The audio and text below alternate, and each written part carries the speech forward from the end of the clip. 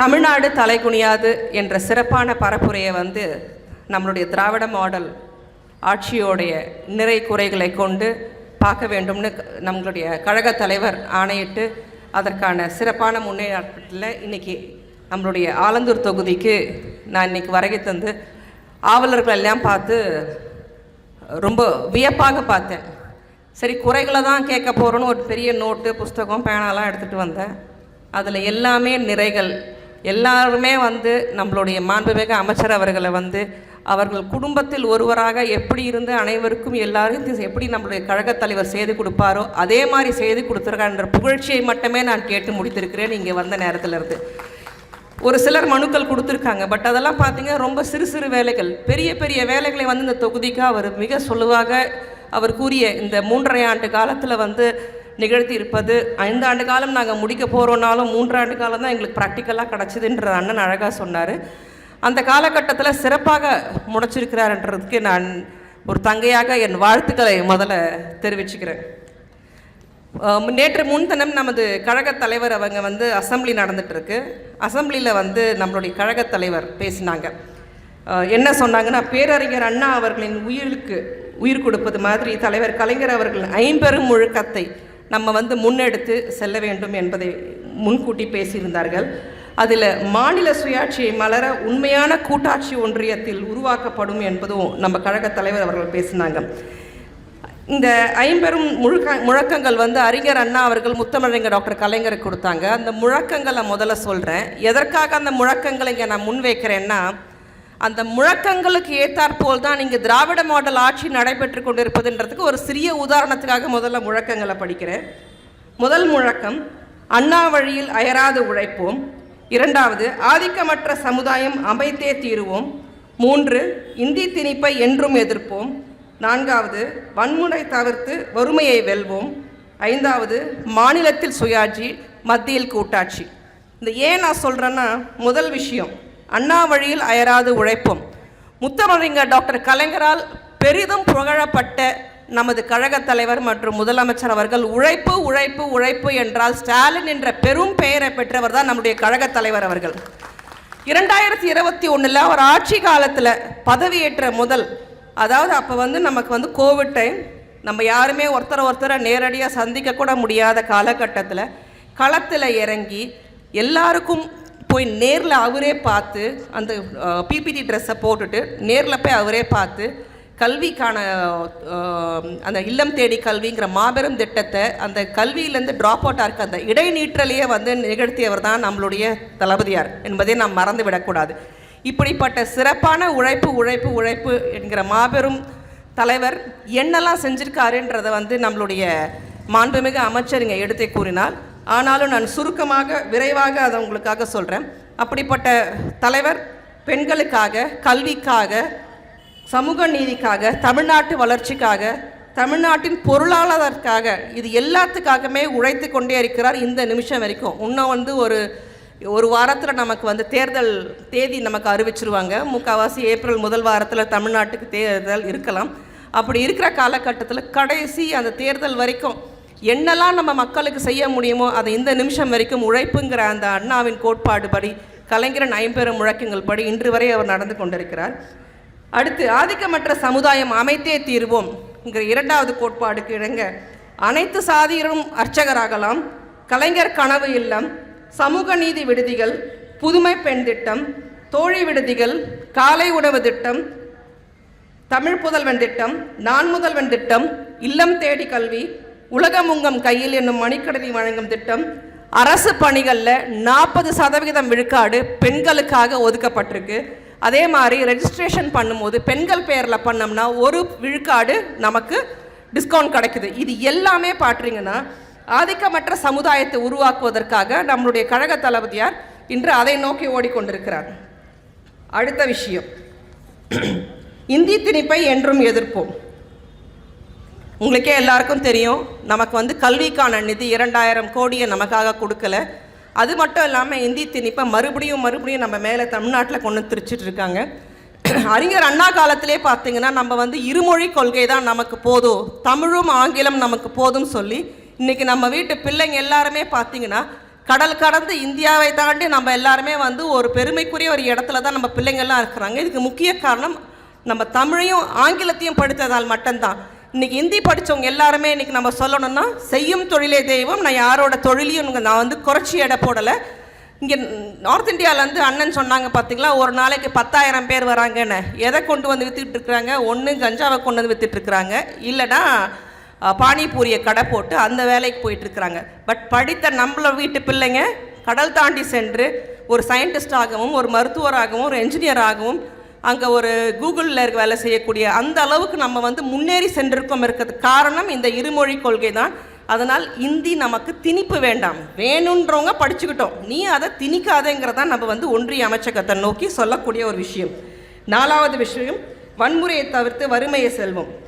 இப்படி பல விஷயங்களை சொல்லிகிட்டே இருக்கும்போது ஒரு 2 மகத்தான திட்டம், நம்ம உழைப்பு உழைப்பு உழைப்புன்னு சொல்லி நம்மளுடைய கழகத் தலைவர் வந்து உழைச்சிட்டே இருக்கிறார் இல்லையா, 2 மகத்தான திட்டம்.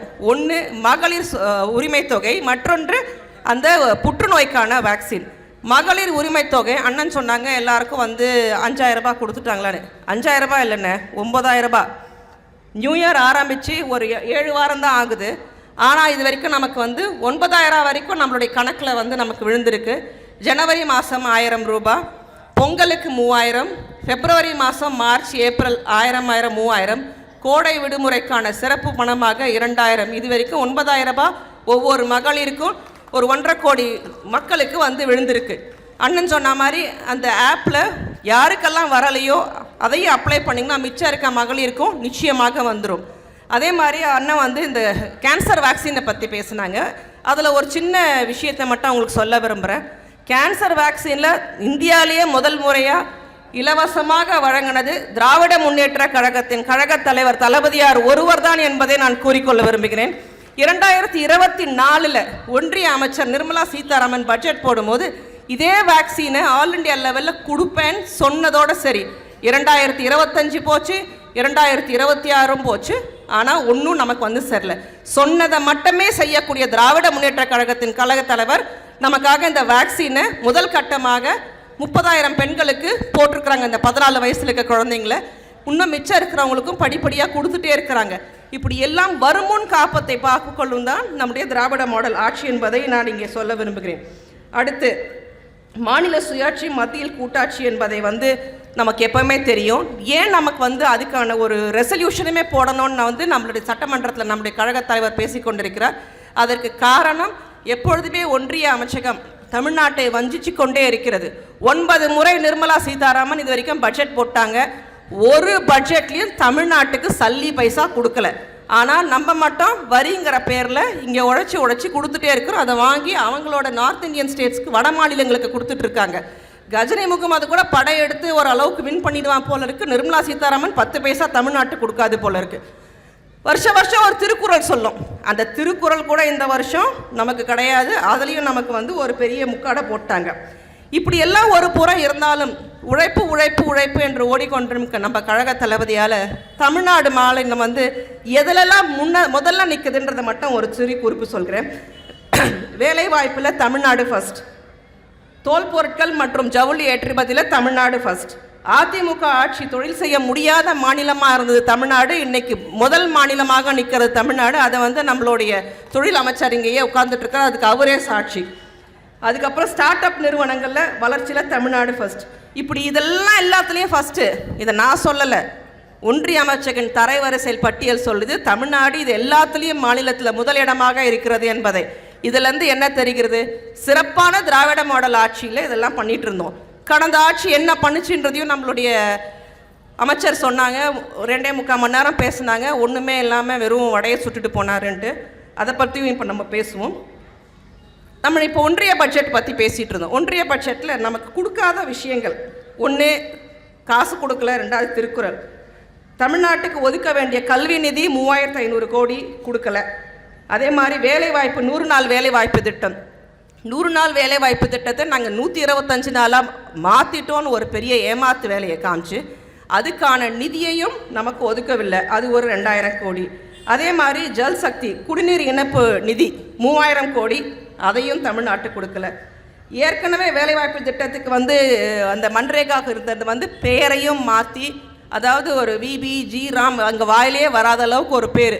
இந்த விஜய் டிவியில் ஒரு சீரியல் ஒன்று வரும், அது இது எதுன்னு. அதில் அந்த காமெடி ரொம்ப ஃப்ரீக்வெண்ட்டாக வரும்.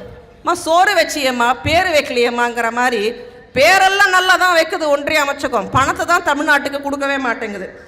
அதே மாதிரி ஏற்கனவே வந்துட்டு நமக்காக வந்து கிராம சாலைகளுக்கு போடுறதுக்கான மேம்பாட்டு நிதி அதையும் தடுத்துட்டாங்க. அதே மாதிரி பிரதம மந்திரியோட இன்டர்ன்ஷிப் ப்ரோக்ராம் அதிலிருந்தும் நிதியை தடுத்துட்டாங்க. கோவை மதுரை மெட்ரோ ரயில் திட்டம் அதுவும் கொடுக்கல. அதே மாதிரி மெட்ரோ ரயிலுக்கு நிதி ஒதுக்கப்படவும் இல்லை. மொத்தத்தில் நமக்கு வந்துட்டு வயிற்றில் ஈரத்துணி போட்டிருக்காங்க. மறந்துடாதீங்க மக்களே, வயிற்றில் ஈரத்துணி போட்டவங்களுக்கு வருகிற 2026 தலையில் முக்காடு போட்டு அனுப்பணுங்கிறதா நம்மளுடைய குறிக்கோளாக இருக்க வேண்டும். சரி, இதெல்லாம் இப்படி ஒரு பக்கம். சரி, பட்ஜெட்டில் தான் கொடுக்கல. இப்போ ஒரு கூட்டணி ஒன்று ஃபார்ம் ஆகிருக்கு, பிஜேபியோட அதிமுகவோட எல்லாம், அவங்க இவங்க எல்லாம். இதில் என்னென்னா பிஜேபி சொல்லுவாங்க டிஎம்கேவோட தான் எங்களுக்கு வந்து போட்டி, அங்கேருந்து ஏடிஎம்கே வருவாங்க. டிஎம்கேவோட தான் எங்களுக்கு போட்டி, அங்கேருந்து அமமுக வரும். டிஎம்கேவோட தான் எங்கேருந்து போட்டி. ஸோ ஆக மொத்தம் கண்ணுக்கு எல்லாம் தெரியறது திராவிட முன்னேற்ற கழகம். ஏன் அவ்வளவு நல்லதை செஞ்சுருக்கிறோம் மக்களுக்குன்றதை அவங்களால பொறுக்க முடியாத விஷயங்கிறத நம்ம முக்கியமாக பார்க்கணும். அவங்க கூட்டணியிலேயே பல சலசலப்பு இருக்குது. அவங்க செஞ்ச துரோகத்தை மட்டும் இப்போ நான் உங்களுக்கு எடுத்து உரைக்கிறேன். பிஜேபி செஞ்ச துரோகம், மொழிக்கான ஒரு நிதி கூட நமக்கு கொடுக்கல. அதே மாதிரி மதுரை எய்ம்ஸ், இப்போ தான் போன வாரம் மதுரைக்கு போயிட்டு வந்தேன். நானும் பைனாக்குலரை வச்சு பார்க்குறேன், மதுரை எய்ம்ஸ் கண்ணுக்கு எங்கேயுமே கண்ணுக்கு எட்ட தூரம் வரைக்கும் தெரியலை. அதே மாதிரி பேரிடர் நிவாரணம் கொடுக்கல, கோவை மதுரை ரெட்ரோ கொடுக்கல, பரந்தூர் விமான நிலையம் அது கொடுக்கல, ஓசூர் விமான நிலையம் அதுவும் கொடுக்கல, கோயம்புத்தூரோட விமான நிலையத்தை விரிவாக்கம் செய்கிறது அதுவும் கொடுக்கல. ஜிஎஸ்டியாவது காலத்தோடு கொடுத்தாங்களா? கொடுக்கல. சரி, பிஜேபி தான் இப்படி இவ்வளோ துரோகம் பண்ணியிருக்கு. ஏடிஎம்கே என்ன பண்ணுச்சு? ஜெயலலிதா எதிர்த்த உதய் திட்டத்தை இவங்க போய் உட்காந்து கையெழுத்து போட்டு வந்தாங்க. நீட் திட்டத்துக்கு போய் கையெழுத்து போட்டு வந்தாங்க. இஸ்லாமியர் குடியுரிப்பு சட்டத்துக்கும் போய் அதிமுக கையெழுத்து போட்டு வந்தது. டிஎன்பிஎஸ்சி எக்ஸாமு தமிழ் மொழியில் நடத்திட்டு இருந்தாங்க, அதையும் அதிமுக ரத்து பண்ணி நம்மளோட தமிழர்கள் உள்ளே வராமல் வட இந்தியர்கள் உள்ளே வர அளவுக்கு பண்ணி வச்சுருக்குறாங்க. ரயில்வேஸ் எக்ஸாம்லேயும் தமிழர்களை உள்ளே விடலை. இப்போ சொல்லிகிட்டு இருந்தாங்க அண்ணன், ஒவ்வொரு நாளும் 10,000 பேர் வந்து வட மாநிலத்துலேருந்து வந்து இறங்குறான், அவன் கையில் இவ்வளோ கஞ்சா இருக்குன்னு. அதே ஆட்சி காலத்தில் தான் குட்கா வழக்கையும் நீங்கள் மறந்து விடக்கூடாது என்பதை நான் இங்கே சொல்ல விரும்புகிறேன்.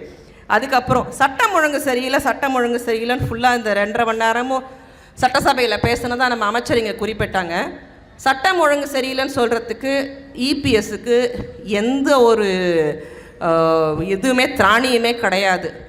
துப்பாக்கி சூடு எங்கே? தூத்துக்குடியில் டிவியை பார்த்து தான் சொன்ன முதலமைச்சர் தான் இபிஎஸ் என்பதை நாம் இங்கே மறந்து விடக்கூடாது.